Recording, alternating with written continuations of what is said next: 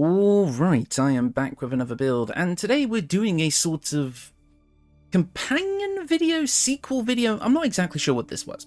A while ago I did a video called The Bloody Storm, which was a Dark Urge build that was meant to be canonical. You have the White Dragonborn, we start off as a Storm Sorcerer, but then eventually the whole point of the build was that throughout the game you would kind of evolve as a Storm Sorcerer, and then once you realised your Ballist heritage, you would gain levels in Assassin Rogue. And the two levels, and the two kind of schemes there, the two classes, worked really, really well together and made for a really interesting build, and you guys seem to agree. It's one of my more popular recent videos.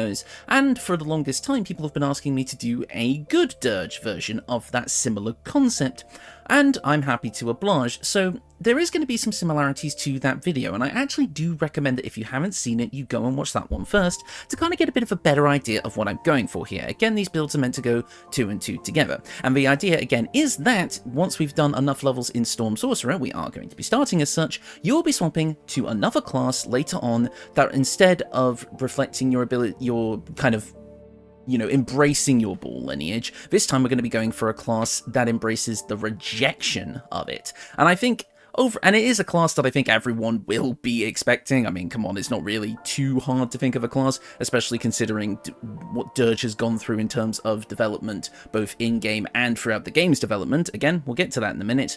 But honestly, I do think this is going to be a fun, powerful, interesting build that is really going to make you feel like you are the protagonist of the game, following your own story arc and going through your own narrative redemption arc. I think it's going to be extremely fun, and I really do hope that you guys enjoy this video, so let's get into it. First off, we are kicking things off as Storm Sorcerer, because of course we are. It is Dirge's canonical class, and as such I wanted to represent it in this build, similar to how I did with the original one. That means we're going to be getting cool things like Constitution saving throw proficiency, charisma-based spellcasting. All of this stuff is absolutely amazing, and we want it. As for our cantrips, I've gone with the pretty typical Storm Sorcerer setup with a little bit of Dirge flavour. Storm, in my opinion, encompasses lightning, thunder, and cold damage, and Storm Sorcerer does seem to agree, giving us some ice-based things later on. So we've gone for Shocking Grasp and Ray of Frost. Friends, as always, I pretty much take this on all of my charisma-based builds, and Bone Chill for a bit of necrotic to kind of represent that slightly darker Dirge side that we're trying to come to grips with, but you can swap that out for anything you like. Next up for our spells, we're going to be starting off with Shield and Mage Armour. We're going to need Mage Armour because we are going to be starting off this build with Clothing and then getting Armour later on. So you'll be getting Mage Armour now, but as we kind of hit the final level of Storm Sorcerer, you will be replacing this with something else. But for now, Shield is one of the best reaction spells in the game, giving us that bonus to AC is certainly going to be great for us. Of course, our subclass is Storm Sorcery, as I've said, which means we're going to be getting Tempestuous Magic, meaning that we can now fly as a bonus action until the end of our turn without receiving opportunity attacks after casting a level 1 or higher spell. Great for maneuverability, and it's going to synergize amazingly with the stuff that we're going to get when we multiclass later on.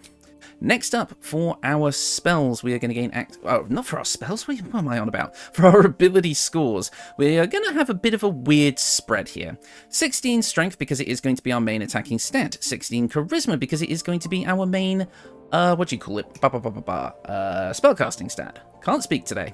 We also have Constitution at 14 and Wisdom at 12 with Intelligence and Dexterity at 8. Now, this is where things are going to get a bit tricky. I have Dexterity at 8 here because we are going to be using the Gloves of Dexterity for the majority of the run until we get to Act 3, where we can replace it with something a bit better to make our stats balance out. But in the early game, you are going to want those Gloves of Dexterity in order to be able to get everything that we want out of this build, unless until you don't care about using a weapon until we multiclass, in which case you can go for a more standard spread, dumping strength and putting those points into dexterity instead. So maybe if you don't want to go with the Gloves of Dexterity, you don't care about using a weapon right from the off, then you can instead choose to go with a stat spread that looks a bit more like this, which is pretty standard for a sorcerer.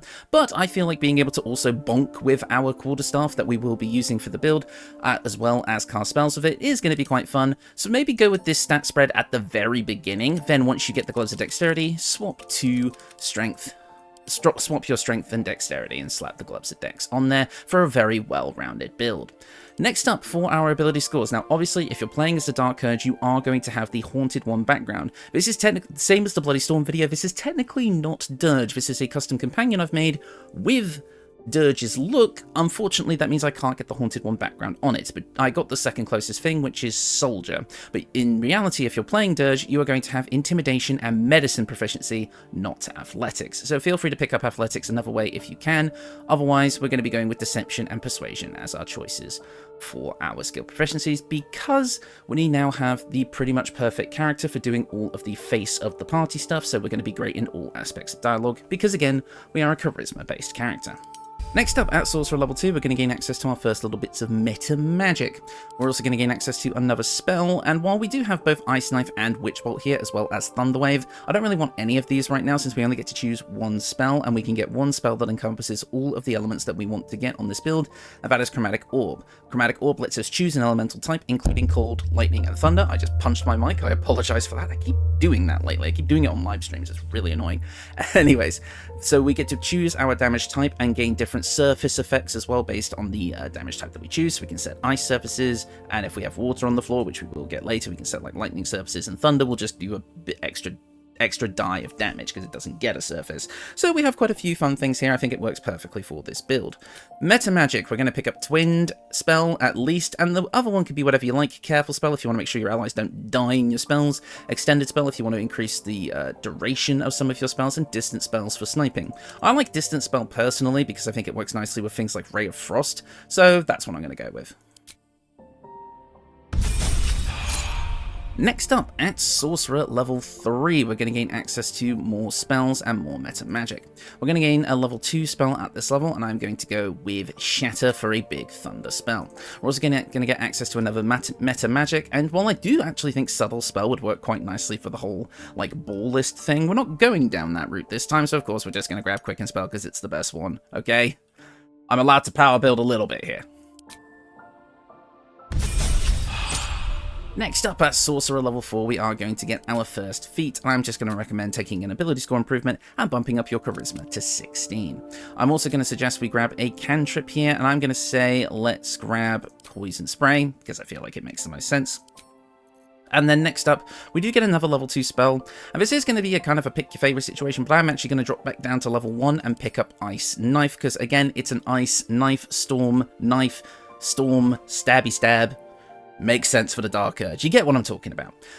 The only other thing I will say is with the ability scores, at this point in the game, you will be very likely to get Auntie Ethel's Boon and, the Potion of Everlasting Vigor. If you really wanted to optimize this build, drop Wisdom down to 10, put your Constitution to 15, put Auntie Ethel's Boon into Constitution, then grab the Potion of Everlasting Vigor and bump up your Strength to an 18 using that for full optimization if you wanted to go down that route. I'm not showing this off here because I'll be honest, doing that is kind of overkill because this build is really strong on its own anyway, but if you really wanted to optimize it, that's what you do. And I'll even say that in Act 3, you could pick up the Mirror of Loss buff to put your Charisma to 20 as well. So if you really optimize this build, you could come out of this with 20 Strength, 20 Charisma, 16 Constitution, if you wanted to, but you don't have to. Next up, at Sorcerer level 5, we're going to gain access to level 3 spells, and of course we're going to take Lightning Bolt as our big damage option for 8d6 lightning damage in a line in front of us, and we'll be able to turn up the damage on that even more with our next level. That being Storm Sorcerer level 6, which is going to give us resistance to lightning and thunder damage, which is great. It's also going to give us Heart of the Storm. Whenever we deal lightning or thunder damage with a level 1 or higher spell, we create a small storm, and all enemies within 6 meters take 3 lightning or 3 thunder damage based on the damage type of the spell that we cast. It's more damage. We heard you like damage, so we put damage in your damage. It's just more damage. It's brilliant. And this is going to work really in a really cool way with some other stuff that we're going to be getting in a minute, like I said. We're also going to get 5 spells added to our spell list. God, the changes they made to this in BG3 from Tabletop is just so good. We get Cool Lightning, Sleet Storm, Gust of Wind, Cradle Destroy Water, and Thunder Wave. Thunder Wave is a nice one. Obviously, it's a pretty easy to use spell that just pushes enemies away from you. Cradle Destroy Water is going to allow us to make lightning water surfaces as well as ice surfaces for enemies to slip on if we want, as well as being able to make all enemies vulnerable to our cold or lightning damage, so we can deal double damage with those spells. Gust of Wind. Sleet Storm is great. Even though it takes our concentration, we can disrupt the concentration of spellcasters and create ice surfaces for them to slip over on, further disrupting their concentration. Very, very nice. And Cool Lightning is just another great damage option if we want to kind of go for an AoE instead of a line. So all in all, pretty good spell selection. We also have access to another level 3 spell at this point, and I think at this point I do just kind of want to take the bog standard option for a sorcerer. I would say you could either go with Counterspell if you want to just go for an overall useful utility tool, which is what I do, or you can go for Haste to buff yourself, giving you extra armor class and extra action. This would really, really make the aspects of our multi-class extremely powerful. Again, you just have to maintain that concentration, which shouldn't be too hard with the fact that we have Constitution saving throw proficiency, and again, if you went for the full optimization to get 16 con, you could maintain this pretty wholeheartedly, but we do have other kind of fun concentration options like Sleet Storm and all that sort of thing that I think would be more interesting for this build. So I personally wouldn't go with this. I would just go with Counterspell or Slow. Slow is also, in my opinion, I prefer Slow to Haste, but that's just me. So you could go with that. Let's move on. So at this point, you actually have a choice. You could take our multi-class now and go for a 6-6 split, or you can go for a 7-5 split.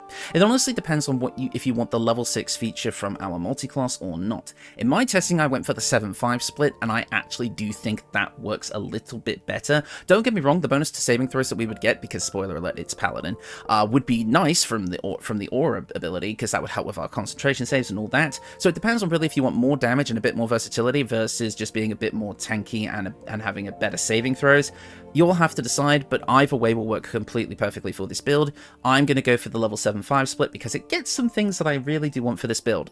Namely, level 4 spells. We're going to be picking up 2, which I think work great at this point.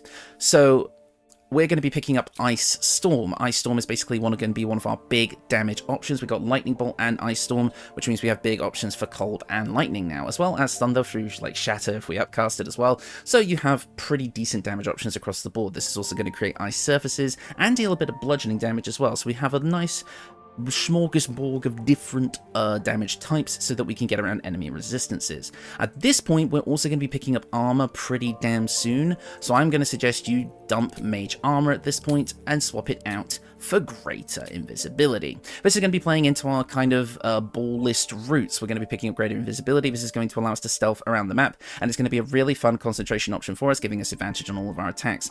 We're not going to be getting stealth proficiency, unfortunately, with this, so it may not be as effective, but as it could otherwise be if we optimized around it. But as a roleplay option, you cannot deny its efficacy. Plus, if you've got something like Rogue Astarion in the party, or maybe if you build him like I normally would and he'll have Pass Without Trace, then you could make that pretty damn easy for you. So yeah, I would personally recommend picking this up for the roleplay, if nothing else, but I quite like it. But you may think it's overkill, so feel free to pick something else. At total level 8, I'm going to say we're at Act 3 at this point, and pretty much straight away in Act 3 as a dirge, you are going to learn of your ball list history. You'll have that vision, you'll realize exactly who you are, and unlike our previous iteration, the Bloody Storm, where they saw that and went, oh, okay, I'm gonna go all in on this and become an assassin rogue, we're gonna reject it. And knowing exactly now what Orin did to us, and you know, all the stuff about the Absolute and about how we just want to, you know, get revenge on everybody, we're gonna jump over to Paladin, which, correct me if I'm wrong, Dirge was originally a Paladin. I believe before they made him a Storm Sorcerer, Dirge was a Paladin in earlier versions of the game, or at least at some point in the game's development they had him as a Paladin. Let me know if that's wrong, but I'm pretty sure I heard that somewhere. So if that's true, then this feels like coming full circle, which is always great. But we are going to be a Paladin, and we are going to swear an oath of vengeance against the Absolute and its leaders in order to take them down for good and and vengeance against Ball himself for turning you into this monster, for taking away whatever previous life you had. Honestly, it just feels too on point. And people in my Discord and people in the comment sections agree, because whenever people said, oh, I need to do a Redemption Urge version of this, of my Bloody Storm, everyone said it had to be Oath of Vengeance, and I could not agree more. So here we are. We're going to get Inquisitor's Might, which is going to allow, as a bonus action, using our Channel Oath charge, allow our weapon attacks to deal an additional bit of radiant damage for that turn, and can possibly daze enemies. Not the greatest ability, but, you know, damage is damage. Next up, at Paladin level 2, we gain access to Divine Smite, allowing us to add radiant damage to our weapon attacks. We're also going to get to pick up a fighting style, and I do plan to two-hand a weapon with this build, so you can go a great weapon fighting, but you could go with defense or dueling, because we actually you do have the option to use a shield with this build if you really wanted to turn your AC up to the next level, but I'm going to go with great weapon fighting for now, but do know that shields are a pretty viable option on this build if you want to go for it. Next up for our spells, we are going to be taking the Elemental Smite. Searing Smite, of course, one of my favorites. Thunderous Smite, because come on, it's just made for this build, allowing us to do thunder damage, and because it's a spell that uses our bonus action as well, it's going to synergize with a ton of different aspects of Storm Sorcerer. Unfortunately, we wouldn't be able to get Tempestuous Flight after using it, but I mean, come on, it's pretty damn cool.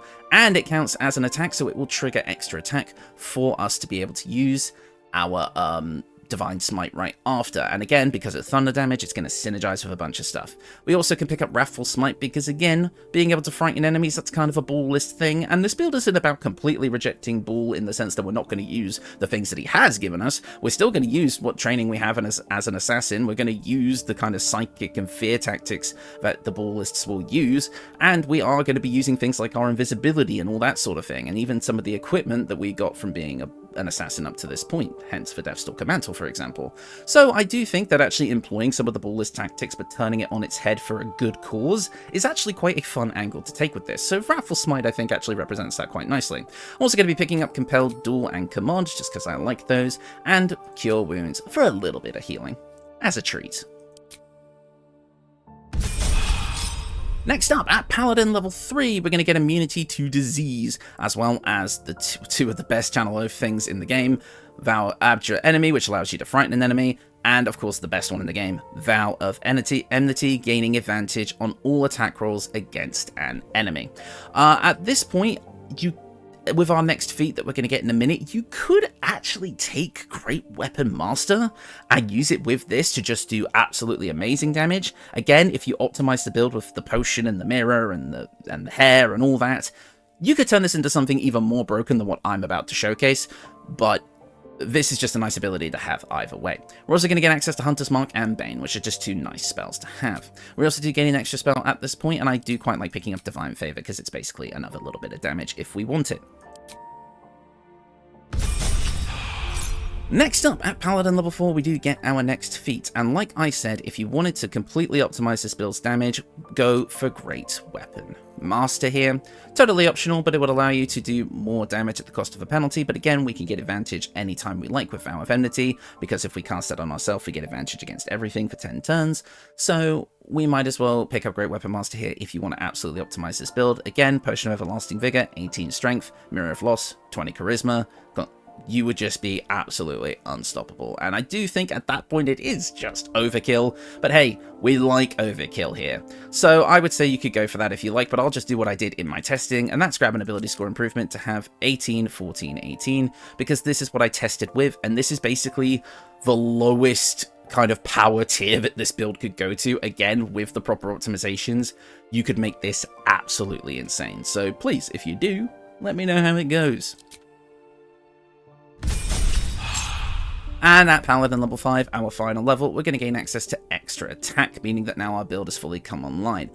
Well, I say our build has fully come online. Basically, we just progress as a normal Storm Sorcerer, which is going to feel good at the lower levels. And then once we start getting the Paladin stuff, we're still going to feel extra strong, because we're going to be able to do things like Divine Smite, cast spells with Quicken Spell afterwards. You're still going to do, like, pretty much all the stuff that you want to do. Extra attack is just going to allow you to do that little bit more. So yes, while we do get extra attack at the final level of the build, it's actually not a huge deal, but if you don't care about some of maybe the later Storm Sorcerer features and you want to respec and swap some levels around and pick them up in a different order, absolutely feel free.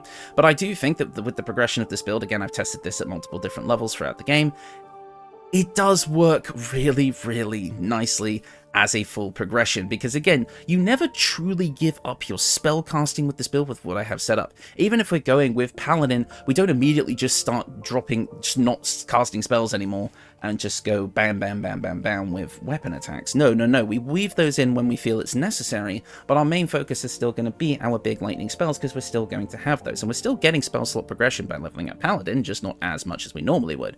And then once we do start to feel like we're going to be a bit more comfortable with the martial stuff, we are going to be able to start hitting with both Divine Smite and spells interweavably in combat.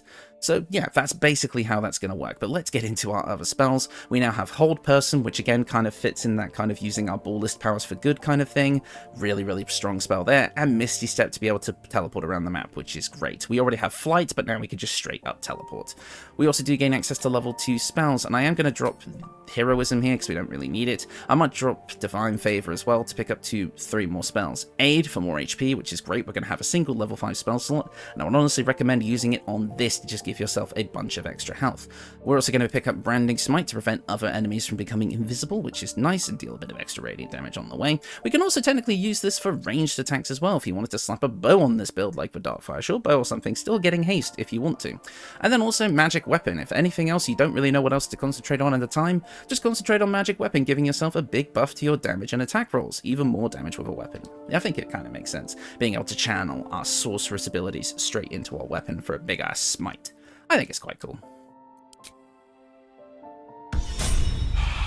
And that is the build. Overall, what you're getting out of this is damage, damage, and more damage. Spell damage, battlefield control with various different surfaces, maneuverability, being able to teleport around, tankiness by giving yourself more health and decent armor, because of course, we multiclass into Paladin, we get everything up to medium armor and shields and martial weapons, which is great.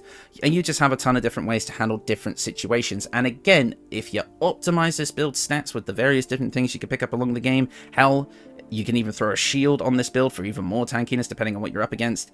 Honestly, you're going to have an amazing time with this build. You're going to have such a bloody good time. But let's get into the equipment, because I think this is where you guys are going to see where this build really kicks into overdrive. So I'll quickly go over my kind of design philosophy for picking what I did with this build. Again, I really wanted this character to feel like the protagonist, like the equipment that they have was made for them. So we actually do kind of pick up some like important items that like have important story significance and such like that as we kind of go. Even if it may not make sense for an absolutely 100% optimized build, I still think it's quite a fun choice. So let's get into it. My main weapon of choice for this build by the time you reach the endgame is the Marker Heshkir Staff.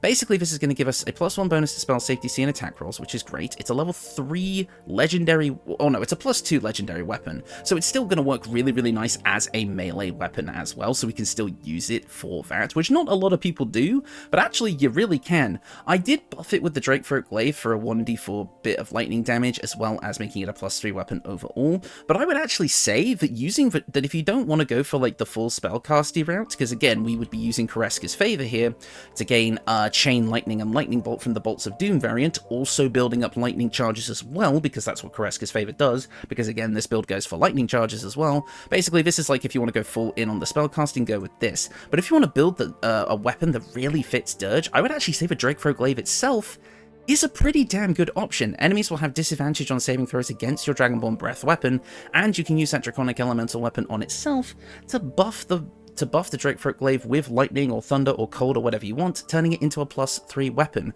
which honestly just feels right in the hands of Dirge. It feels so good to see. If you go down this route though, you won't be able to use a shield, but at that point you don't care, you're probably going to slap on Great Weapon Master anyway.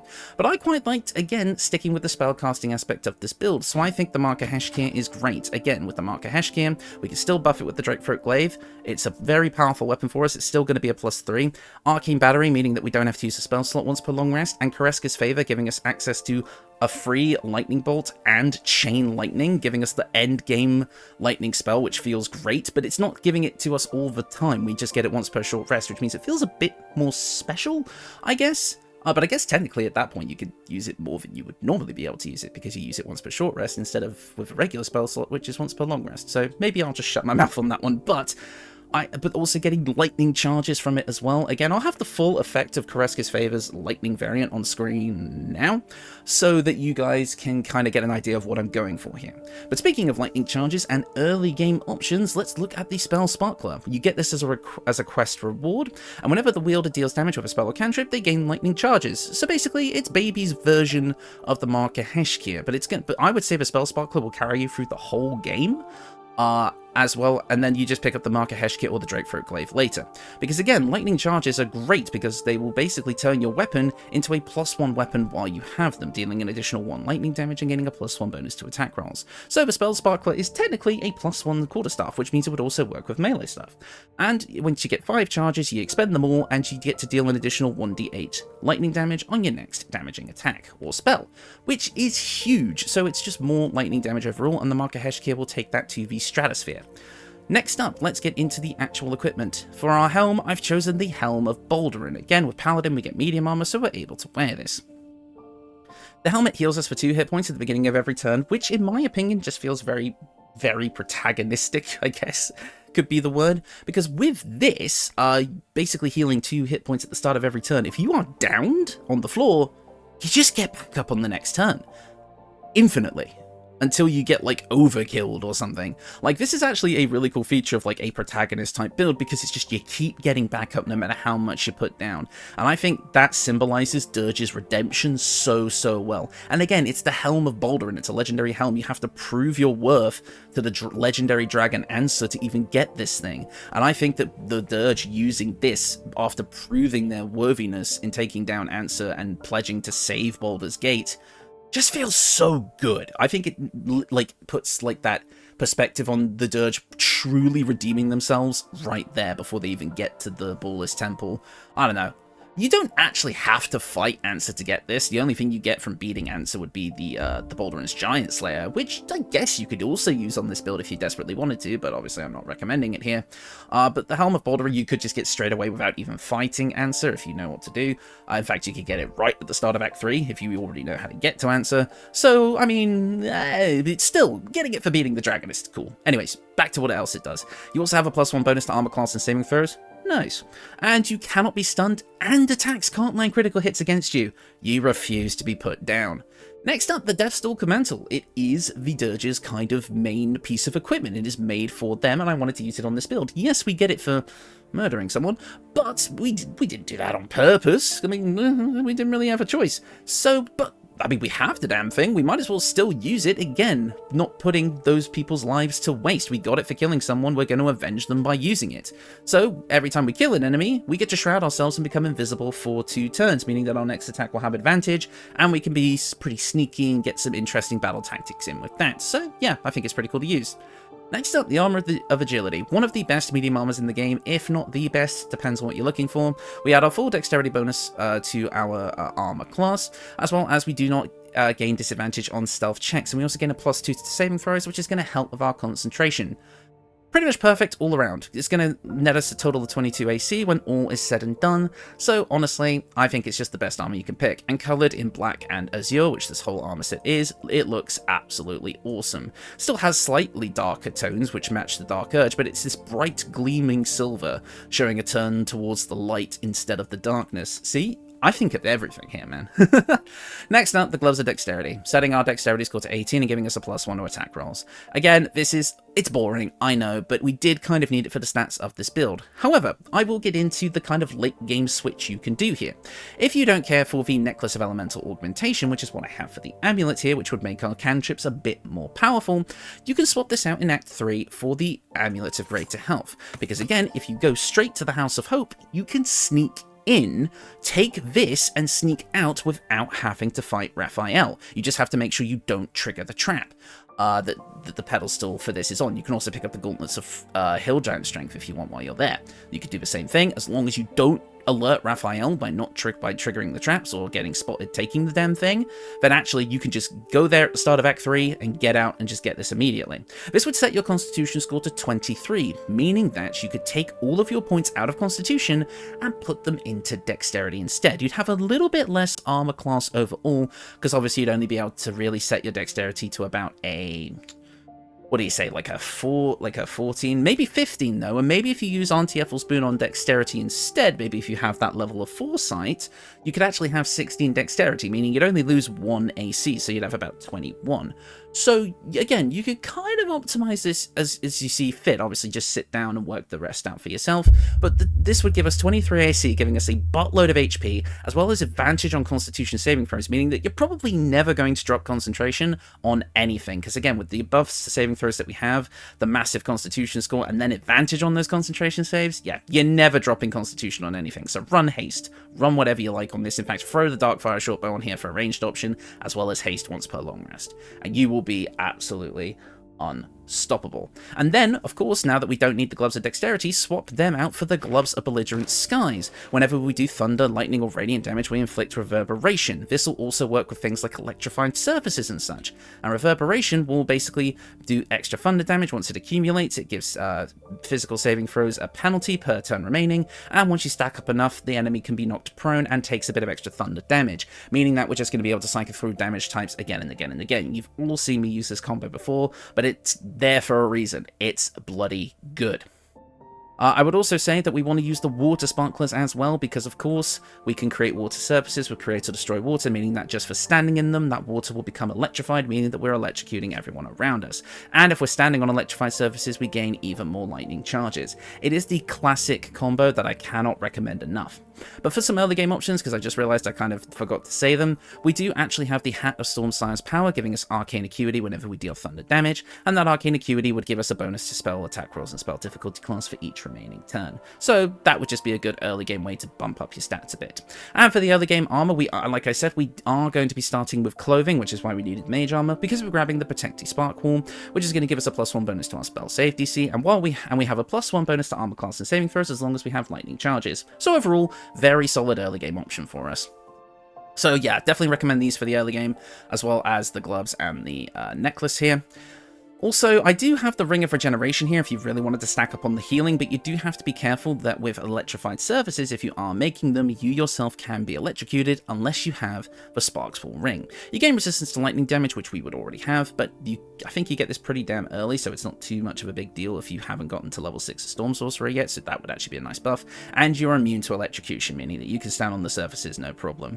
And for our final ring as well, we've got the Killer Sweetheart, because again, this is a Paladin build, and this is the best ring for Paladins in my opinion. Whenever you kill a creature, you can you basically get a reaction that you can bank, and then you can choose to spend it whenever you like on a critical hit. A guaranteed critical hit as a Paladin is just too good to pass up. So I would definitely recommend picking this one up. So yeah, that is the build, and as I said, you have a lot of freedom with this one. There's a lot of room for optimization that can be done quite easily, which is really, really nice if you just know the setups. Again, if you do everything correctly, you can come out of this with like, so let's look at this, right? Let me actually just read this out. Take the ability score improvement into strength, or don't pick up Great Weapon Master to either have 20 or 18 strength with the Potion of Everlasting Vigor. Great. Maybe take Ethel's Boon in either Constitution if you don't want to use the Amulet of Greater Health, or put it into Dexterity if you do. Set your Dexterity to 15, bump it up with the hair to 16, giving you a very decent armor class and initiative. Take the Amulet of Greater Health in Act 3, giving you 23 Constitution, making you incredibly tanky with advantage on Constitution saving throws. Pick up the Darkfire Shortbow, and you can have haste or pick it up from the Sorcerer spell list if you like, to basically just become an absolute powerhouse running around the map. But again, we have other fun concentration options anyway, so feel free to play and experiment with that. Then you would also have an 18 in Charisma at base with the one ability score improvement that you would put into it, but if you use the Mirror of Loss, you can come out with 20. So that's potentially 20 in 2 stats, or Great Weapon Master on here as well for just even more damage. But then again, is it overkill? Yeah, kinda. Unless you're playing on Honor Mode, maybe, but then again, some of the stuff doesn't quite work the same on Honor Mode. Because, I mean, even with this unoptimized version of the build, technically, the combat encounter that I usually use for all my builds ended in like a minute. You're just too powerful with this setup anyway. So Paladin Sorcerer is always going to be extremely strong anyway, and this particular variant is just extremely powerful. And again, with all the equipment that we have here, it just feels so narratively focused and like driven by the idea of a redeemed dirge in such an amazing way. All the abilities synergize together really nicely. You have a ton of extra power here, left, right, and center. It just feels so, so good to play. It feels powerful. It feels thematic. It feels like you are the protagonist of your story. And in my opinion, it feels perfect for the canon variant of Dirge. Again, because White Dragonborn getting cold resistance mixed with Storm Sorcerer getting thunder and lightning, meaning that we have resistance to thunder, lightning, and cold whilst doing that damage. It just feels so nice. And with the Darkfire Shortbow, you could add fire resistance to that list, which would be freaking 4 resistances, man. Like, this is just such a fun build. And again, the Mark of Heshkir being a legendary weapon that we're wielding that gives us access to the highest damage spells and all this extra stuff. It's too cool. And heck, you could even, if you don't want to go all in on the lightning stuff, you could even go for the thunder variant of Koreska's Favor, which would give you reverberation as well as destructive wave, which does thunder and radiant damage, which feels perfect for a Storm Sorcerer Paladin. Like, there is so much you can do with this concept. Optimize it, roleplay it, do everything. And again, charisma-based character, you're going to be amazing at roleplay. Like, this is just too good. I think this is probably one of, if not the best, but if I was to make a tier list of all my builds, this one's going straight to S. It just does too much good in every aspect of the game, and it just feels great because it's like it works with as like an origin character build, a Dark Urge build. It just feels so good, so good. I have to say, I think I've outdone myself with this one. I know it's not exactly the most creative build out there when it comes to a leveling scheme, but the way I think you can justify it all and the unique gameplay style that can come out of it, it's just so fun, man. Anyways, the combat footage is probably already over at this point. Yeah, it's that short. So I'm probably going to end the video here, but honestly, thank you all so much for watching. I love this build. Please use this one. I think it's great. And I'll see you all next time. Goodbye.